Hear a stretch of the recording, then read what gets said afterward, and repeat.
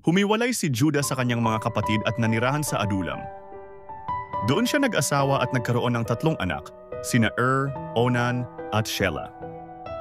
Ikinasal si kay Tamar, ngunit siya'y masama sa paningin ng Panginoon kaya't pinatay siya.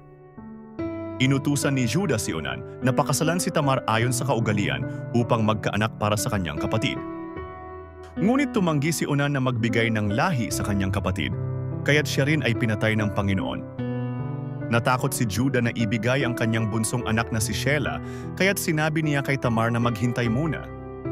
Pagkaraan ng panahon, namatay ang asawa ni Judah.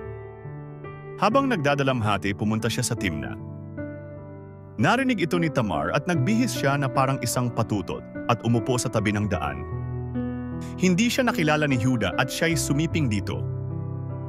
Bilang panagot sa kanyang bayad, ibinigay niya ang kanyang singsing, panaling pangselyo at tungkod. Pagkalipas ng 3 buwan, nalaman ni Judah na si Tamar ay nagdadalang tao. Pinagbantaan niyang susunugin siya. Ngunit ipinakita ni Tamar ang mga tanda ni Judah at sinabi, "Ang may-ari ng mga ito ang ama ng aking dinadala." Doon lamang naunawaan ni Judah at sinabi, "Mas matuwid siya kaysa akin." Nanganak si Tamar ng kambal, sina Perez at Zerah. Samantala, si Jose ay dinala sa Ehipto at ipinagbili kay Potifar, opisyal ni Paraon. Kasama niya ang Panginoon kaya't siya'y naging matagumpay. Pinagkatiwalaan siya ni Potifar ng buong sambahayan at pinagpala ng Diyos ang lahat ng ari-arian ni Potifar dahil kay Jose. Ngunit natipuhan si Jose ng asawa ni Potifar. Araw-araw siyang inaakit, ngunit tumanggi si Jose at nagsabi, "Paano ko gagawin ang malaking kasamaan at magkasala laban sa Diyos?" Isang araw, mag-isa siya sa loob ng bahay at hinila siya ng babae sa kanyang kasuotan. Tumakbo si Jose at iniwan ang kanyang balabal.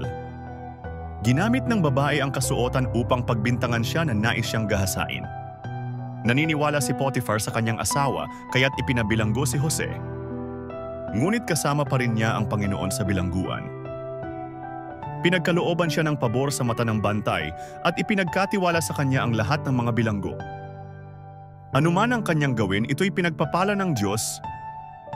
Kung nagustuhan mo ang buod na ito mula sa aklat ng Genesis, huwag kalimutang i-like ang video at i-follow ang page para manatiling updated sa iba pang Bible stories at aral mula sa salita ng Diyos.